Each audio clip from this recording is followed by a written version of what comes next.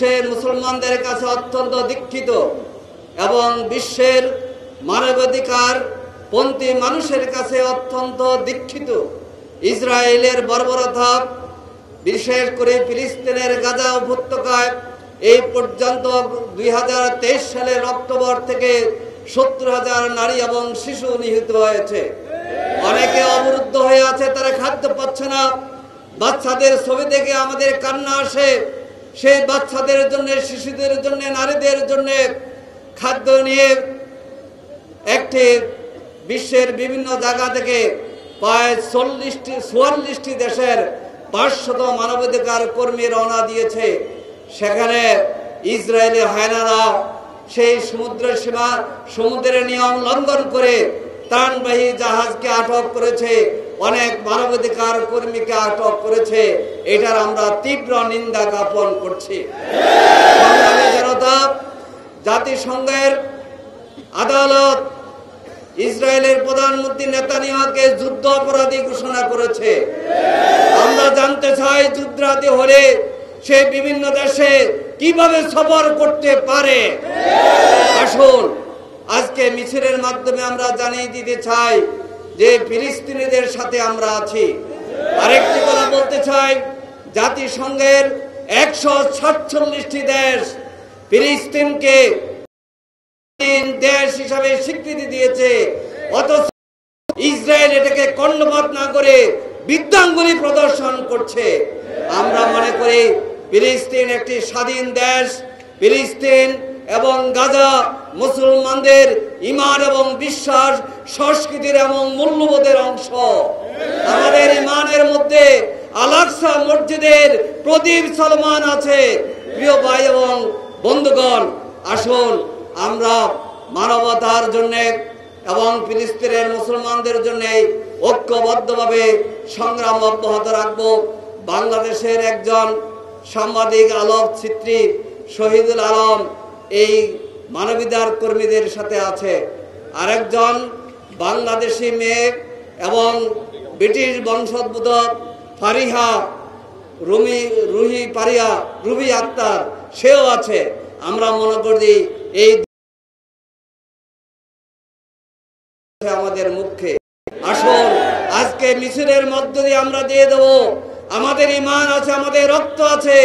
প্রয়োজনে আমরা সকলে ফিলিস্তিনের পক্ষে যুদ্ধ এবং জিহাদ করার জন্য প্রস্তুত আছি। Japan Bangladesh joint venture company JBS holdings limited এই জায়গায় দাঁড়িয়ে ফিলিস্তিনের জনগণের উপর নিষ্ঠুর হত্যাযজ্ঞ চালানো হচ্ছে, এর প্রতিবাদে আমরা ইতিপূর্বেও বহুবার বক্তব্য রেখেছি। আমরা লক্ষ্য করছি নিষ্ঠুর ইসরায়েলি বাহিনী ফিলিস্তিনের গাজায় একের পর এক নিষ্ঠুর গণহত্যা পরিচালনা করছে। আপনারা লক্ষ্য করেছেন, এই গণহত্যার লক্ষ্যবস্তুতে পরিণত শিশু, এই গণহত্যার লক্ষ্যবস্তুতে পরিণত হয়েছে ফিলিস্তিনের সাধারণ জনগণ। কিন্তু আমরা প্রতিবাদ জানাচ্ছি, আমরা বিক্ষোভ মিছিল করছি। সারা দুনিয়া এই হত্যাকাণ্ডের বিরুদ্ধে, এই গণহত্যার বিরুদ্ধে, এই নারী নির্যাতনের বিরুদ্ধে, এই শিশু হত্যাকারীদের বিরুদ্ধে ফুঁসে উঠেছে। সর্বশেষ আপনারা লক্ষ্য করেছেন, গতকাল যে ত্রাণবাহী জাহাজে নৃশংসভাবে হামলা পরিচালনা করা হয়েছে, 500-ও অধিক গণ অধিকার কর্মীকে, ত্রাণবাহী জাহাজের কর্মীদেরকে গ্রেপ্তার করা হয়েছে। আমরা ইতিমধ্যেই লক্ষ্য করেছেন, বিশ্বের প্রায় অধিকাংশ দেশ ফিলিস্তিনের স্বাধীনতার পক্ষে মত দিয়েছে। ফিলিস্তিন গাজাকে আলাদা রাষ্ট্র হিসাবে স্বীকৃতি দিয়েছে। কিন্তু বিশ্বের মরল বলে খ্যাত এই দেশটি একের পর এক এই ছোট্ট ইসরায়েলকে শস্ত্র দিয়ে সাহায্য করে সমর্থন জানিয়ে এই মুসলমানদের রক্ত নিয়ে একের পর এক হোলি খেলা শুরু করেছে। জানে না জাতি শহীদ হতে জানে, পরাজয় বরণ করতে শহীদের রক্তের বিনিময়ে ফিলিস্তিন স্বাধীন হবে। আজকে আমরা জাতিসংঘ সহ এই সকল দেশবাসীকে আহ্বান জানাতে চাই, অবিলম্বে ইসরায়েলের হাতকে গুটিয়ে নিতে বাধ্য করো। ফিলিস্তিন এবং গাজায় যে দখল করা হয়েছে এই দখল মুক্ত করতে হবে। 500 অধিক এই ত্রাণবাহী জাহাজের কর্মীদেরকে অবিলম্বে মুক্তি দিতে হবে, নইলে বাংলাদেশ লক্ষ্য করেছেন আজকে বাংলাদেশ সরকারের পক্ষ থেকেও ইসরায়েলের এই গণহত্যার নিন্দা জানানো হয়েছে, তাদেরকে মুক্তি দেওয়ার দাবি জানানো হয়েছে। আমরা সাথে সাথে আরো এই কথা ঘোষণা করতে চাই, যতদিন ফিলিস্তিন স্বাধীন না হবে ততদিন মুসলমানদের লড়াই অব্যাহত থাকবে ইনশাআল্লাহ। প্রথম কথা হচ্ছে, আজকে নেতানিয়াহু ইসরায়েলের গাজার উপরে যে নিষ্ঠুর নির্যাতন চালাচ্ছে ফিলিস্তিনের উপরে, এই সুযোগটা পেয়েছে আমাদের মুসলিম রাষ্ট্রগুলোর তথাকথিত নেতৃবৃন্দ, যারা মূলত ইসরায়েলের দালাল। তারা যদি মুসলমানদের প্রতিনিধিত্ব করতেন, ইসরায়েলের বাবারও শক্তি নাই বারবার গাজার উপর হামলা করতে পারে।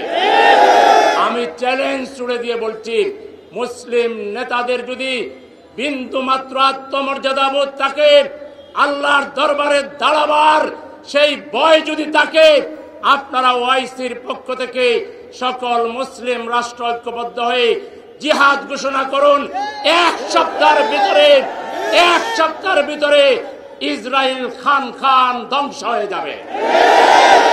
আজকে এই দালাল মুসলিম নেতৃবৃন্দের কারণে গাজায় আমার মুসলমান শিশুরা, নারীরা যা কোন যুদ্ধের নীতিতে নাই, আন্তর্জাতিক সকল আইনকে লঙ্ঘন করে তারা নির্বিচারে শিশুকে হত্যা করছে, নারীকে হত্যা করছে, যুদ্ধাপরাধ করছে, তাকে ঠেকানোর কেউ নাই। হ্যাঁ, সময় আসবে। আল্লাহ ইন্নাল্লাহ লা ইউহিব্বুল মুতাদিন, আল্লাহ বাড়াবাড়িকারীকে পছন্দ করেন না। খুব শীঘ্রই ইনশাআল্লাহ সেই সময় আসবে, নেতানিয়াহু নমরুদ ফেরাউনের চাইতে ভয়াবহ করুণ পরিণতির সম্মুখীন হতে হবে। আমরা আবারও ওআইসির কাছে দাবি জানাবো, আপনারা যথাযথ পদক্ষেপ নেন। ওআইসিকে একটা টুটো জগন্নাথ হিসেবে এইভাবে রেখে মুসলমানদেরকে মার খাওয়ার সুযোগ না দিয়ে যদি কিছু করতে না পারেন, আপনারা ওআইসি ভেঙে দিন। যেসব রাষ্ট্রের মুরাদ আছে তুরস্ক সহ, আপনারা আলাদা নতুন মুসলমানদের জোট গঠন করেন, জিহাদ ঘোষণা করেন। আমরা বাংলাদেশ সহ সারা দুনিয়ার মুসলমানরা জিহাদের জন্য প্রস্তুত আছি। আপনারা কি জিহাদের জন্য প্রস্তুত আছেন? আসুন, আমরা আমাদের প্রতিবাদ জানালাম, আমাদের ইমানি দায়িত্ব পালন করলাম, কিন্তু আমাদের প্রফেসর ইউনূস সাহেব, আপনি একজন আন্তর্জাতিক খ্যাতি সম্পন্ন ব্যক্তিত্ব, আপনাকে আমরা আহ্বান জানাবো, আপনি উদ্যোগ নেন, মুসলমানদের রাষ্ট্রপ্রধান যারা রয়েছেন তাদের মধ্যে যাদের সাহস আছে তাদেরকে নিয়ে একটি জোট গঠন করেন এবং আপনারা ফিলিস্তিন উদ্ধার করার জন্য উদ্যোগ গ্রহণ করেন। আপনাদের পাশে জামায়াতে ইসলামী সহ বাংলাদেশের কোটি জনতা আপনাকে সমর্থন জানাবে।